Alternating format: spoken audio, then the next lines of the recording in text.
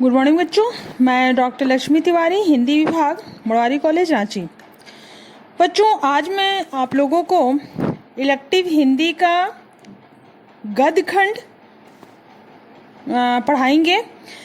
पहले मैं गद्य खंड में निर्मल वर्मा का यात्रा वृत्तांत बताई थी और आज मैं बताऊंगी रामविलास शर्मा का निबंध यथास्मे रोचते विश्वम।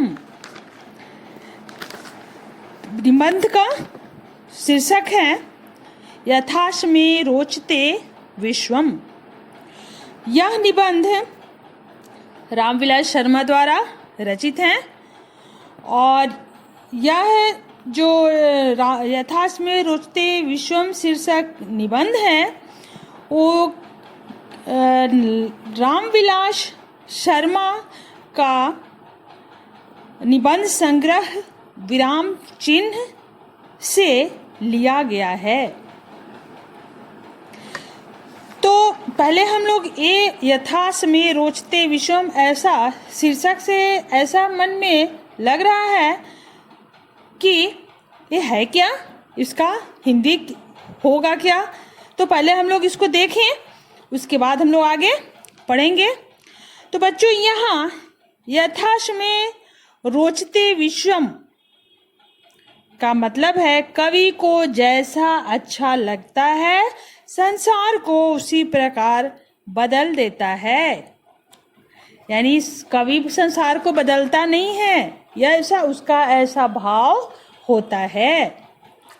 और इस निबंध में लेखक ने कवि की तुलना प्रजापति से की है। प्रजापति यानी सृष्टि निर्माता, सृष्टि करना, तो उससे यह तुलना की है। उन्होंने कवि को प्रजापति के समान सिद्ध किया है, ऐसा बताया है। कवि को प्रजापति का दर्जा देते हुए उसे अपने कार्य के प्रति सचेत किया है। कवि अपनी रुचि के अनुसार संसार की रचना करता है और साहित्य समाज का दर्पण मात्र नहीं है, वह समाज के यथार्थ यानी जो सच्चाई है उस जीवन को प्रतिबिंबित करके प्रजापति द्वारा निर्मित सृष्टि से असंतुष्ट होकर नए समाज का निर्माण करता है। यह कवि का जन्मसिद्ध अधिकार है। तो आगे हम लोग देखते हैं कि इस निबंध में है क्या। इस निबंध में कवि का भाव है कि जो भी हम कवि का जो कला है वो जीवन की नकल की तरह है। वो जीवन के में नकल कर रहा है, ऐसा महसूस होता है। यहाँ कवि का कहना है यूनानी विद्वान कला को जीवन की नकल मानते थे। इस निबंध का भाव है वो हम लोग देखें, सुनिए, और यदि आप लोग के पास बुक है उपलब्ध तो खोल के देखें या फिर ध्यान से सुने। यूनानी विद्वान कला को जीवन की नकल मानते थे और अफलातून ने कला को नकल की नकल कहा, परंतु अरस्तु ने कला को नकल न मानकर मनुष्य के उदात्त स्वरूप को प्रकट करने वाली बताया है।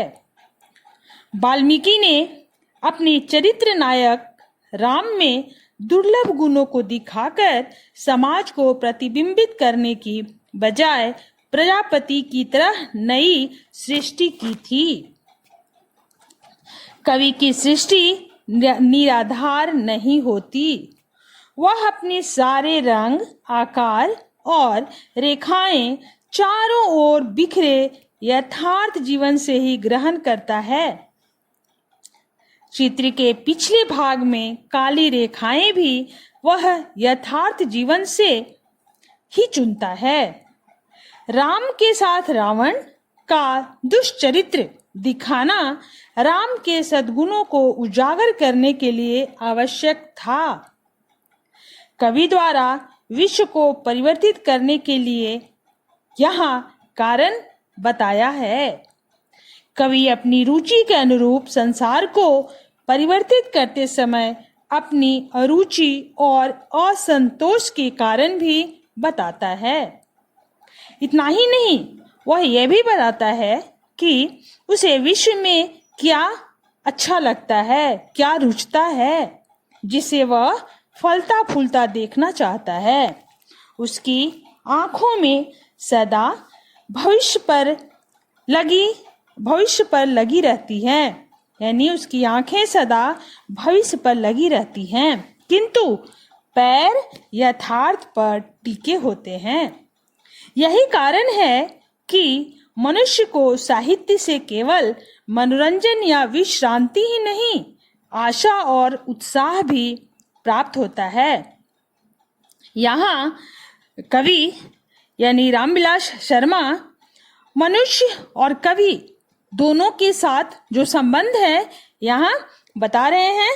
वह कहते हैं, यदि समाज में मानव संबंध कवि की रुचि के अनुरूप होते तो उसे प्रजापति बनने की आवश्यकता ही नहीं पड़ती।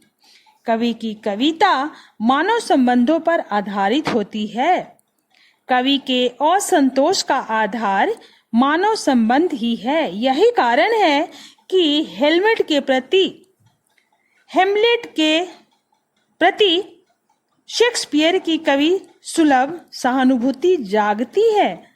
जब समाज के अधिकांश लोगों का जीवन मानव संबंधों के पिंजड़े में पंख फड़फड़ाने लगता है, तब कवि का प्रजापति रूप और भी स्पष्ट हो उठता है। ऐसी स्थिति में कवि मुक्त गगन के गीत गाकर मानव को नई शक्ति से भर देता है। वह जीवन को परिवर्तित करने के लिए उसे संघर्ष करने की प्रेरणा देता है और वह इतिहास का उदाहरण देकर इतिहास से प्रेरणा वो देता है और प्रभावित करता है।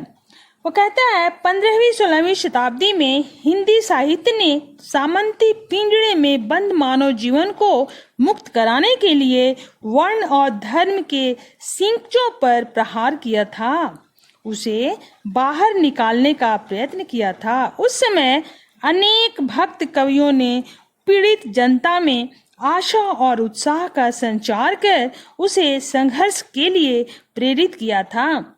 इसी प्रकार 17वीं और 20वीं शताब्दी में बंगाल के रविंद्रनाथ, हिंदी के भारतेंदु, तेलुगु के वीरेशलिंगम, तमिल के भारती, मलयाली वलतोल आदि ने अंग्रेजी राज और सामंती राज के पिंजड़े को तोड़कर स्वाधीनता का स्वर बुलंद किया था। उन्होंने जनता को एकता के सूत्र में बांधकर सुखी स्वाधीन जीवन जीने के लिए प्रेरित किया। इसके साथ ही साथ कवि ने साहित्य से भी मानव को प्रेरित किया। वह कहता है, लेखक का ऐसा मानना है कि साहित्य का शंख जीवन की समर भूमि में उदासीनता का राग नहीं सुनाता। वह भाग्य के भरोसे बैठे आलसी, कायरों और पराभव प्रेमियों को भी संघर्ष करने की प्रेरणा देता है। भरत मुनि से लेकर भारतेंदु तक यही गौरवशाली परंपरा रही है। इसके समक्ष निरुद्देश्य कला, विकृत काम वासनाएं, अहंकार और व्यक्तिवाद कहीं नहीं ठहरते हैं। कवि का संघर्ष प्रेरणा का स्रोत है। आज भी मानव संबंधों के पिंजड़े में भारतीय जीवन बंदी है। भारतीय जनमानस उस पिंजरे की तीलियों को संगठित प्रयास से तोड़ने में लगा है। उन लोगों को धिक्कार है जो तीलियां तोड़ने की अपेक्षा उन्हें मजबूत कर रहे हैं। वे कवि, साहित्यकार होने का कितना भी दंभ कर लें, अहंकार कर लें, किंतु वे तो न तो सृष्टा हैं और न ही दृष्टा हैं। परंतु जिन्हें देश से प्रेम है, इस जीवन पर बसने वालों से स्नेह है, वे साहित्य की युगांतरकारी भूमिका को समझते हैं। वे आगे बढ़ रहे हैं और उनका साहित्य विश्व को परिवर्तित करने में लगा हुआ है।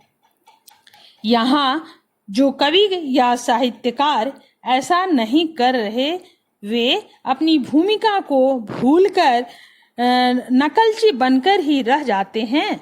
कवि का कर्तव्य है कि वह कवि पुरोहित बनकर बदलाव की इच्छुक जनता को नेतृत्व करे। इसी परंपरा को अपनाने से हिंदी साहित्य उन्नत और समृद्ध होकर भारत के जातीय सम्मान की रक्षा कर सकेगा। तो बच्चों, यह निबंध मेरा यहाँ समाप्त होता है और इससे संबंधित कुछ हम लोग प्रश्न देखेंगे।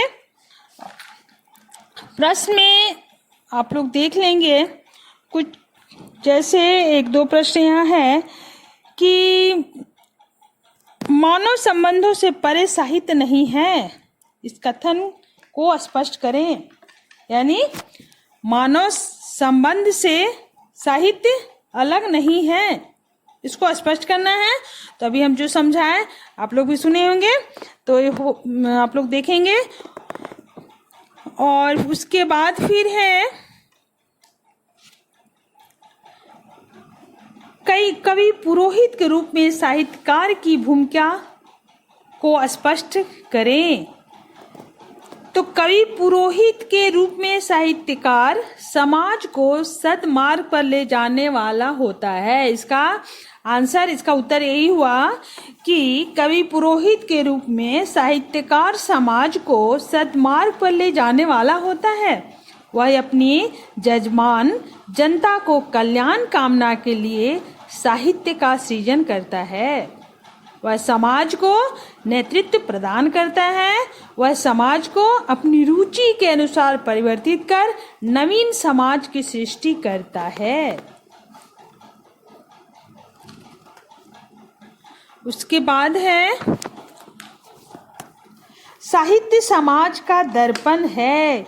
ये बच्चों, ये जो प्रश्न है हमारा बहुत ही इम्पोर्टेंट प्रश्न है, कई बार ये परीक्षा में आ चुका है, आप लोग इसको नोट कर लेंगे। साहित्य समाज का दर्पण है, इसका विभिन्न प्रकार से पूछता है। या तो पूछेगा साहित्य समाज का दर्पण है कैसे, या साहित्य समाज का दर्पण है इस प्रचलित धारणा के विरोध में लेखक ने क्या तर्क दिए हैं, या साहित्य समाज का दर्पण है इसमें लेखक का भाव क्या है। इस टाइप से मिलता जुलता क्वेश्चन है, लेकिन ये क्वेश्चन अक्सर एग्जाम में आ जाता है, इसको आप लोग देख लेंगे। इसका आंसर यही है, साहित्य समाज का दर्पण है इस प्रचलित धारणा के विरोध में लेखक ने कई तर्क दिए हैं। यदि साहित्य समाज का दर्पण होता तो उसे बदलने की बात उत्पन्न नहीं होती, कभी उससे असंतुष्ट न होता, साहित्यकार को प्रजापति की संज्ञा न दी जाती। कवि को अपनी कल्पना, रुचि और इच्छा से नवीन समाज की सृष्टि नहीं करनी पड़ती। कवि प्रजापति के द्वारा निर्मित सृष्टि में परिवर्तन लाता है। यही हमारा आंसर हुआ। उसके बाद है साहित्य के पांच जन्य से लेखक का क्या तात्पर्य है। जब आप लोग बुक से आप लोग जब निबंध को पढ़िएगा विस्तार पूर्वक से, तो देखिएगा उसमें पंचजन्य शब्द का प्रयोग हुआ है। तो इससे पंचजन्य जो शब्द है उस लेखक का क्या तात्पर्य है। साहित्य का पंचजन्य मनुष्य को क्या प्रेरणा देता है। तो बच्चों, ये भी क्वेश्चन इम्पोर्टेंट है, इसको भी देख लीजिएगा। तो इसका आंसर भी बता ही देते हैं, आप लोग सुने। साहित्य के पंचजन्य से तात्पर्य है मानव को जागृति और अभियान का संदेश देने वाली शक्ति।